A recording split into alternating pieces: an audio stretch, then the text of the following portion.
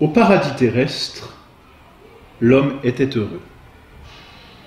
De par l'harmonie de sa nature humaine, de par ses dons surnaturels que sont la grâce et les vertus, que Dieu lui avait donnés gratuitement et très généreusement, et de par ces 4 dons préternaturels dont nous avons parlé la dernière fois, science infuse, intégrité, impassibilité, immortalité, qui donnaient à leur vie naturelle un apanage incroyable. Ils vivaient donc dans le paradis terrestre, chargés de l'entretenir. Il y avait dans ce paradis 2 arbres particuliers. Un premier arbre, l'arbre de vie. Arbre qui contenait des fruits qu'Adam et Ève pouvaient manger et qui entretenait en eux cette immortalité, si l'on peut dire cette jeunesse du corps.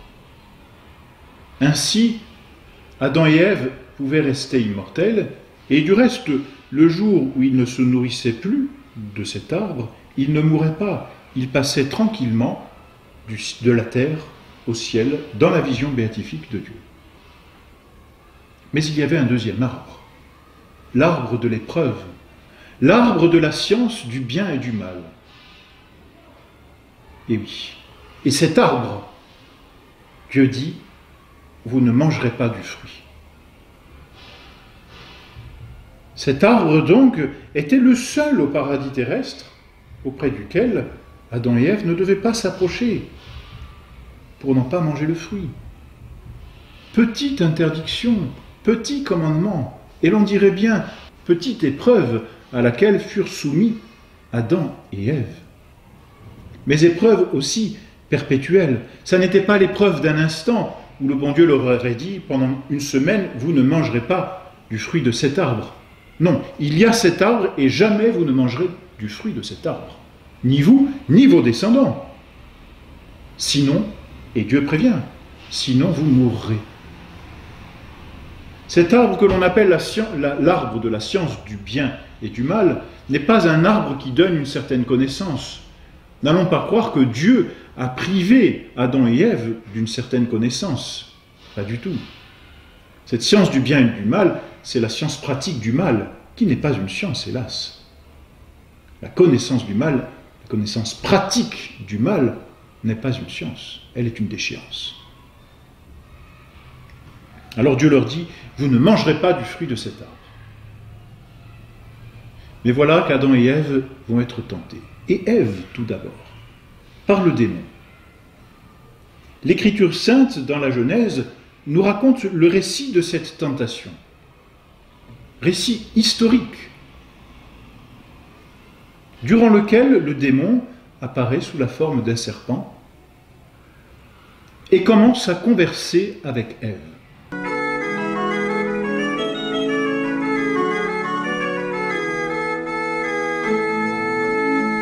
Pourquoi, dit-il, pourquoi Dieu ne vous a-t-il pas permis de manger du fruit de tous les arbres de ce jardin?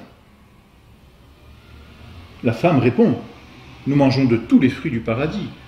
Quant au fruit de l'arbre qui est au milieu, Dieu nous a défendu d'en manger, et même d'y toucher, de peur que nous mourions. Et le serpent dit à la femme, non, vous ne mourrez point. C'est un mensonge. Non, vous ne mourrez point. Mais Dieu sait que le jour où vous en mangerez, vos yeux seront ouverts, et vous serez comme des dieux, connaissant le bien et le mal. Comme des dieux. Voyez cette tentation que donne le démon, comme des dieux. Lui qui, comme nous l'avons vu dans une des leçons précédentes, lui qui a voulu être l'égal de Dieu, en se disant « je vais trouver en moi mon propre bonheur » lors de sa propre tentation. Au point que Michael a dû lui dire « qui est comme Dieu ?» Le démon donne à Ève la même tentation qu'il a eue lui-même. Vous serez comme des dieux. Et d'ailleurs, n'est-ce pas cette tentation que l'on observe finalement dans toute l'histoire de l'humanité, ce désir d'être comme des dieux, maître total de l'univers et de la création, au point même de vouloir écarter Dieu.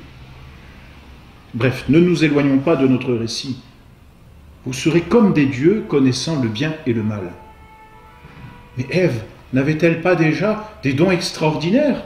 N'était-elle pas d'une certaine façon comme Dieu par la grâce? Dieu avec qui elle pouvait converser tous les jours, puisque Dieu venait parler avec Adam et Ève au paradis. Il lui aurait suffi de lui demander au bon Dieu. Elle était si proche de Dieu. Et elle savait tous les dons qu'elle avait. Vous serez comme des dieux.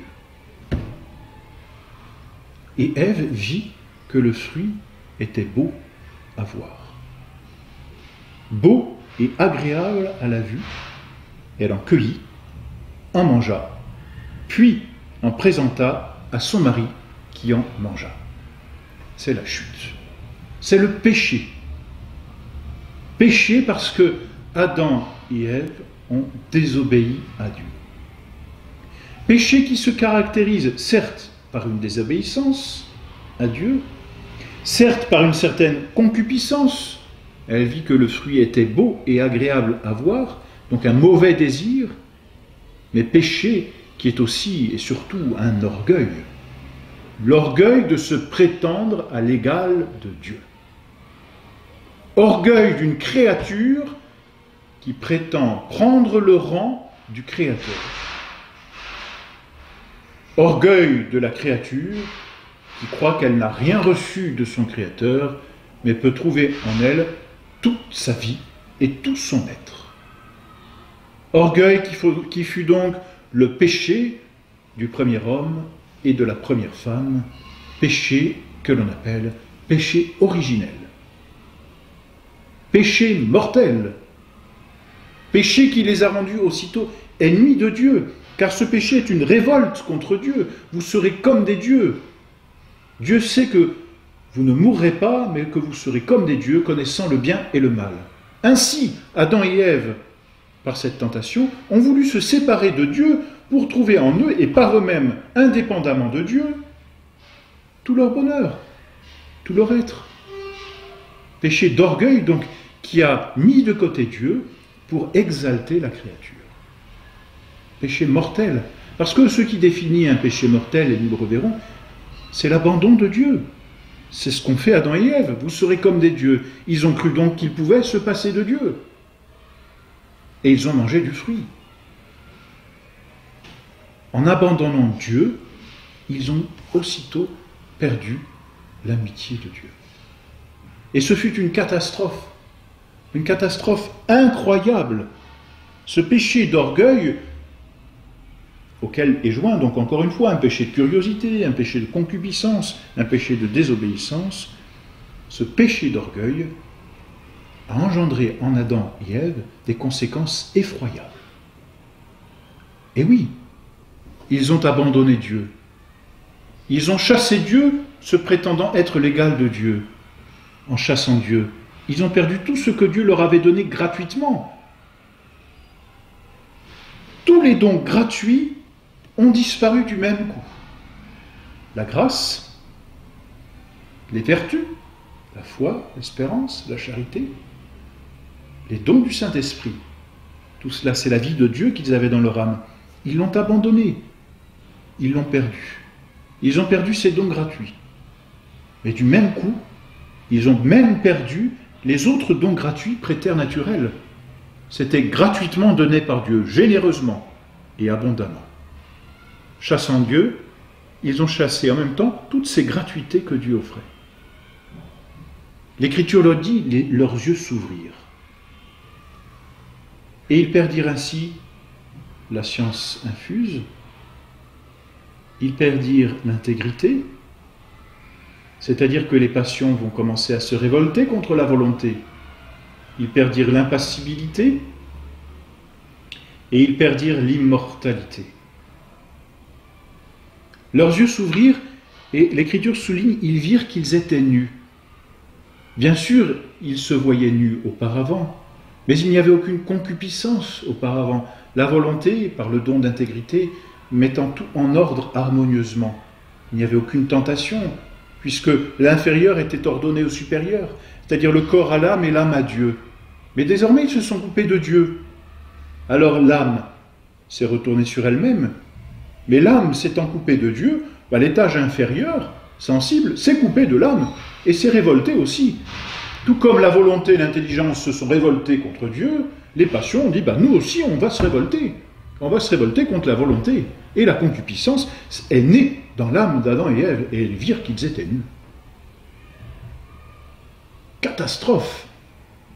Catastrophe incroyable. N'allons pas croire que si nous avions du reste été à leur place, nous aurions fait mieux. Ils avaient tous les dons possibles.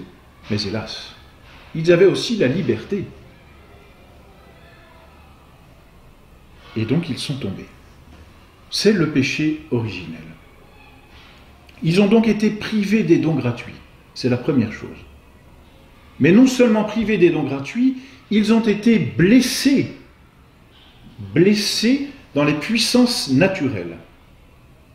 Blessés, c'est-à-dire que nos puissances ou nos capacités naturelles qui sont ordonnées à un objet par une action, donc ces capacités que nous avons d'agir, ne sont plus droites et elles deviennent difficiles à exercer. Il est difficile d'exercer l'intelligence. Il est difficile de vouloir le bien de façon constante. Il est difficile pour notre volonté de rectifier notre sensibilité. Il est difficile à nos passions d'être régulées. Il y a en nous comme un désordre, une espèce de tapage où toutes nos fonctions sont comme écartelées et nous avons du mal à remettre de l'ordre. C'est cela la blessure de la nature.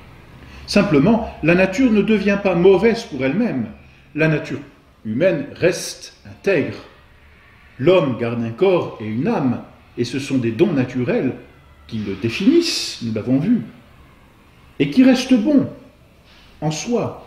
C'est l'exercice qui est blessé. Vous voyez, le péché originel a comme mis une blessure dans l'âme, mais cette blessure ne rend pas l'âme mauvaise en elle-même. C'est la façon d'exercer nos activités qui engendre le mal, ou qui fait le mal. Mais ce n'est pas le fait d'avoir une âme qui est mauvais. Voilà donc les effets du péché originel.